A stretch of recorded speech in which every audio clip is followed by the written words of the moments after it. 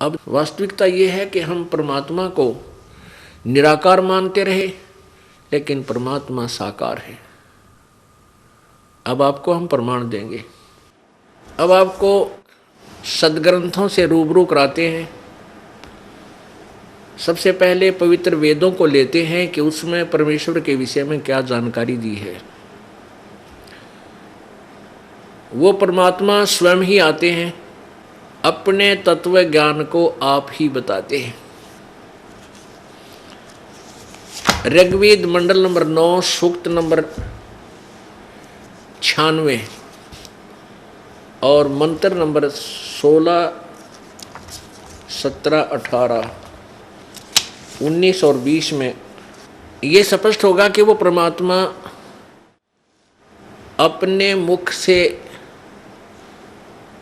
अमृतवाणी उच्चारण करता है और वो कवि के नाम से भी प्रसिद्ध हो जाता है, लेकिन वो होता है भगवान ही। वो परमात्मा होता है, अपनी महिमा की अपनी वाणी आप ही सुनाता है, जिस कारण से उस परमेश्वर को, उस अमर पुरुष को कवि की उपाधि दे देते हैं। कविताओं के माध्यम से, लोकोक्ति यानी लोकोक्तियों के माध्यम से, दोहों के माध्यम से अपना ज्ञान प्रचार करने के कारण वो प्रसिद्ध कवि की उपमा भी प्राप्त करता, उपाधि प्राप्त करता है। लेकिन वो होता है परमात्मा, और वो परमात्मा कबीर देव है। वो कबीर वाणी द्वारा अपनी साधना बताता है। ये देखिएगा पवित्र ऋग्वेद हिंदी भाष्य मंडल 9 और 10 महर्षि दयानंद सरस्वती। ये कहाँ से प्रकाशित है? प्रकाशक सार्वदेशिक आर्य प्रतिनिधि सभा, महर्षि दयानंद भवन, रामलीला मैदान, नई दिल्ली। ऋग्वेद आर्य भाषा भाष्य महर्षि दयानंद सरस्वती कृत। मुद्रक हैं Prince offset printers, 1510 Pataudi house, Daryaganj, नई दिल्ली। अब इसमें हम आते हैं मंडल नंबर 9 के सूक्त नंबर 96 में, और मंत्र नंबर 16 से आपको परिचित कराते हैं। देखिएगा ऋग्वेद मंडल नंबर 9 सूक्त 96 मंत्र नंबर 16। इसमें वेद ज्ञान दाता ब्रह्म कह रहा है कि हे परमात्मन, हे परमात्मा, सर्वोपरि रहस्य श्रेष्ठ नाम, ये संस्कृत है ब्रैकेट में जो यहाँ लिखा है, सब आयुध है, श्रोत्र भी पुयमान अभर्ष गुहम चारु नाम। इसका अनुवाद किया इस नाम का, हे परमात्मा, परमात्मन अर्थात हे परमात्मा, सर्वोपरि रहस्य यानी गुप्त, जो आपका श्रेष्ठ, जो तुम्हारी संज्ञा है। यहाँ नाम का इन्होंने संज्ञा लिख दिया, नाम ही लिखना चाहिए था। जो आपका श्रेष्ठ नाम है आप उसका ज्ञान कराएं, अपना वास्तविक नाम हमें बताएं, आपका वास्तविक नाम क्या है। आगे देखो, अब यहाँ हम ज़्यादा ना पढ़ के यहीं आएंगे। अब 17वें में क्या बताया है? उस परमात्मा का वास्तविक नाम बताया है। शिशु जगानम, शिशु जगानम हर्यतम मर्जंती सुबंती वहीन मरुत मरुतो गणेन। ये है कबीर गिरभी, कबीर ऊपर रह लाग रहे हैं छोटे छोटे, आधे रहे ऊपर लगे। कबीर गिरभी कावेना कबीर संत सोम, ये कवि ही कह ले, उसको कबीर बोलो। कवि संत सोम पवित्र अत्यति रेभन, इन्होंने क्या अनुवाद किया है? इससे, इसके अनुवाद से आपका विश्वास होगा, फिर ये दास करके दिखाऊंगा। इसमें लिखा कि शिशुम जगानम, इन्होंने संस्कृत लिखने की चेष्टा की है। उस परमात्मा को शिशुम का अर्थ लिखा है इन्होंने, उस परमात्मा को जो सदा प्रगट है, जो अत्यंत कामनीय है, उसको उपासक लोग बुद्धि विषय करते हैं और उसकी स्तुति द्वारा उसके गुणों का वर्णन करते हैं। और विद्वान लोग उस गतिशील परमात्मा का गुणों के गणों द्वारा वर्णन करते हैं। और कवि लोग, इन्होंने इसका अर्थ लिख दिया कवि। इनका ये कबीर गिरभी, इसके दो भाग कर दिए, कवि कवि लोग, गिरभी माने वाणी द्वारा। हम इसको लिख देते हैं कबीर वाणी द्वारा। ये कबीर है, हम इसको कबीर वाणी द्वारा। इन्होंने कवि का अर्थ कवि लोग लिख दिया, हम लिख दें कबीर गिरभी, कबीर वाणी द्वारा। काव्यन्य कविताओं से उसकी स्तुति करते हैं। सोम स्वरूप पवित्र वह परमात्मा कारणवस्था में अति सूक्ष्म प्रकृति को गर्जता हुआ अतिक्रमण करता है। आगे देखो 17वें में स्पष्ट किया उसका नाम क्या है। वह सोम रूप परमात्मा पालन की इच्छा करता हुआ जो महान परमात्मा, तृतीयम धामम, ये संस्कृत है, तृतीयम धामम, देवयान और पितृयान इन दोनों से पृथक तीसरा जो मुक्ति धाम है, तृतीयम धाम यानी तीसरे मुक्ति धाम में है, मैं विराजम, उसमें विराजमान है। ये ज्ञान योगी इसने अनुवाद करता ना अपनी तरफ से घोषोड़ दिया, क्योंकि इसे हमने ये सिद्ध करना है कि वो परमात्मा किसी एक स्थान पर विराजमान है, तृतीयम धाम में, तीसरे धाम में रहता है। या नीचे आओ, अब 20 में क्या लिखा है।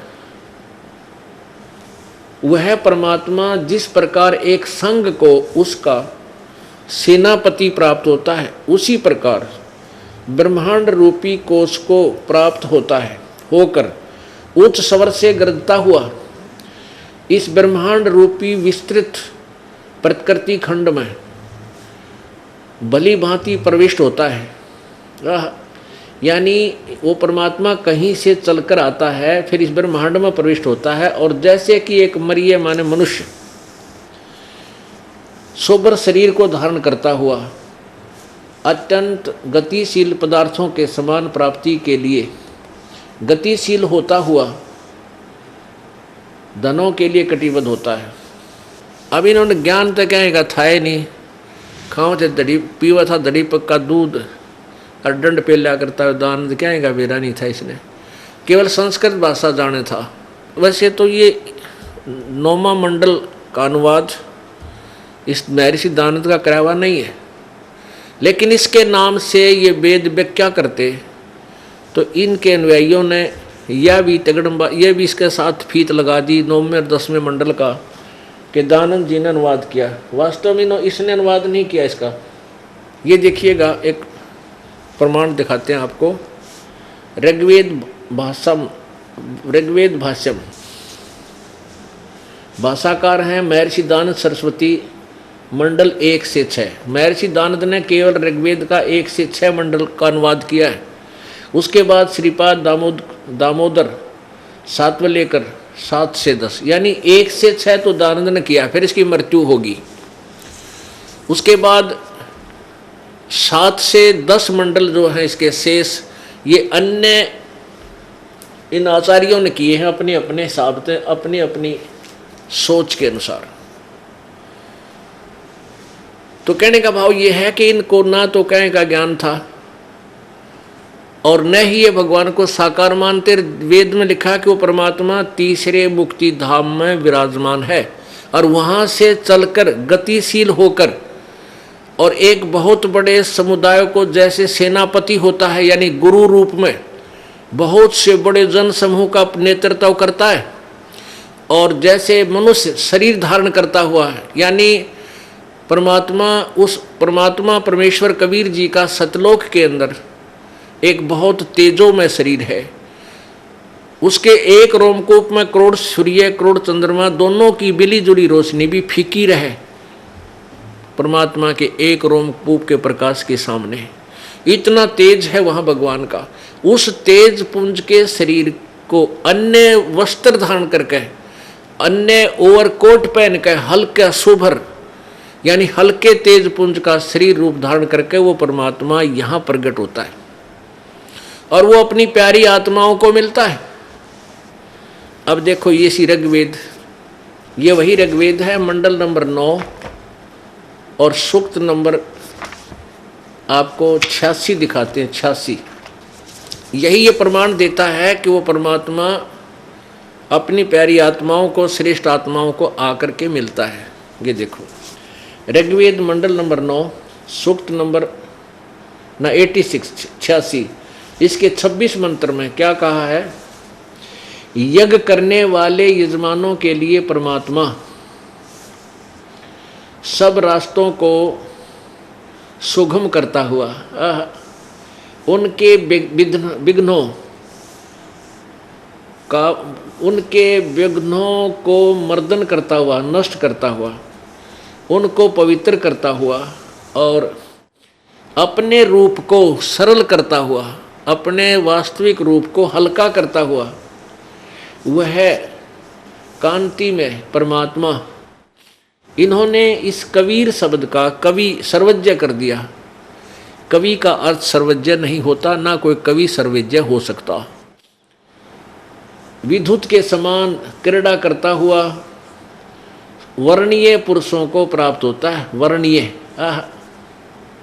यानी श्रेष्ठ भक्तों को आकर मिलता है वो परमात्मा।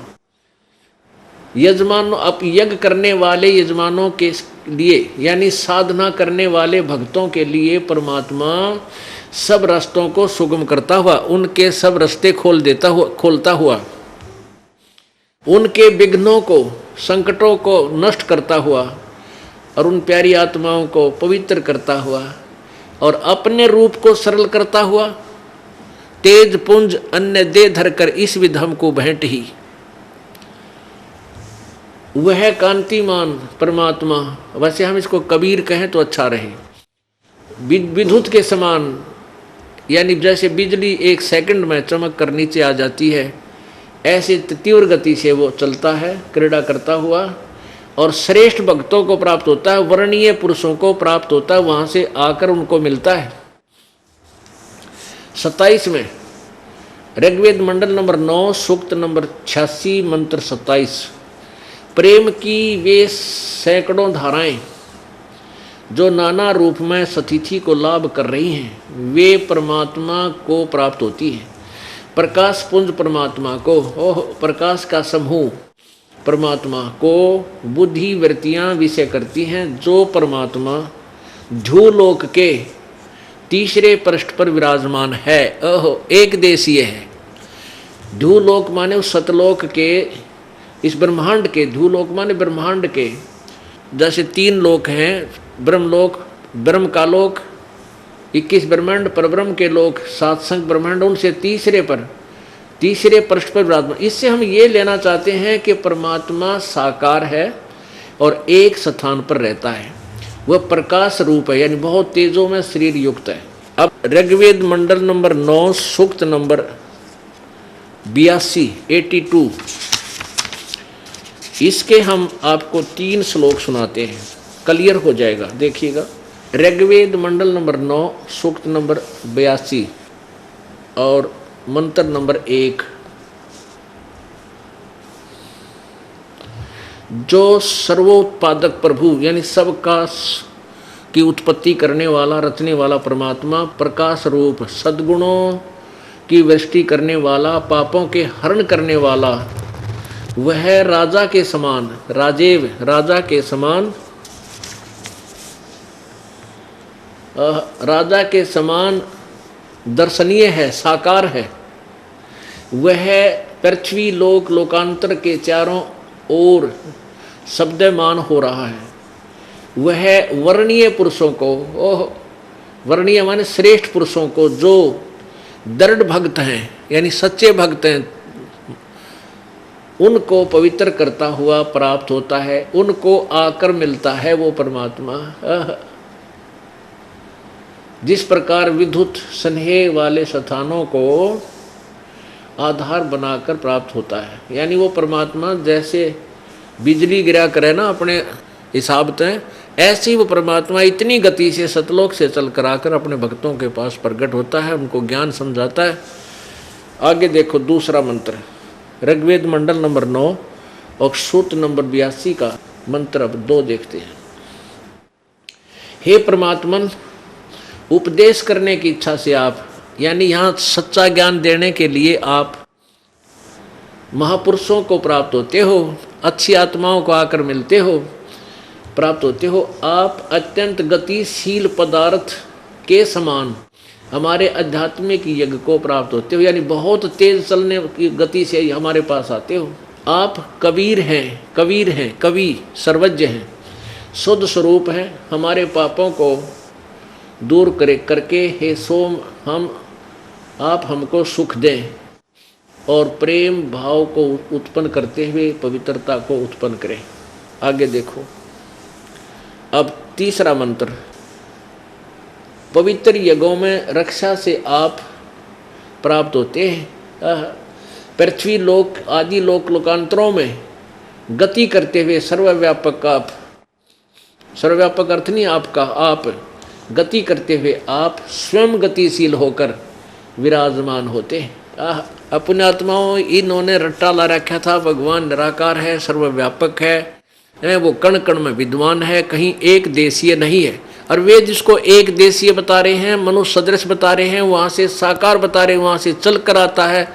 और श्रेष्ठ भक्तों को यानी विशेष पुण्यात्माओं को, जो उनके खास भक्त होते हैं, उनको मिलता है।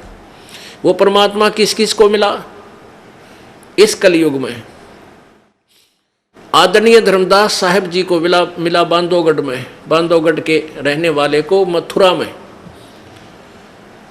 और आदरणीय मलुकदास जी को मिला, आदरणीय दादू साहिब जी को मिले, आदरणीय गरीबदास साहिब जी को मिले, आदरणीय नानक साहिब जी को मिले, आदरणीय घीसा साहिब जी को मिले। वो परमात्मा स्वयं आकर के उनको मिले और उनकी आत्मा को सचखंड लेकर गए, वहाँ से सारा व्यवस्था उनको बताई, अपना पूरा परिचय दिया प्रभु ने।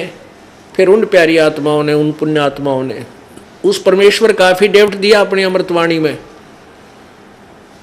ये गवाही दी है कि वो परमात्मा साकार है, सतलोक में रहता है, उसका नाम कबीर है। और ये वही परमात्मा है जो बनारस में काशी में आए थे। हम सुल्तानी नानक तारे दादू को उपदेश दिया, जात जुल्हा भेद न पाया, वो काशी माहे कबीर हुआ। अब ये तो सिद्ध हुआ कि परमात्मा सतलोक से चलकर आता है और वो राजा की तरह, मनुष्य की तरह दर्शनीय है, देखने योग्य है।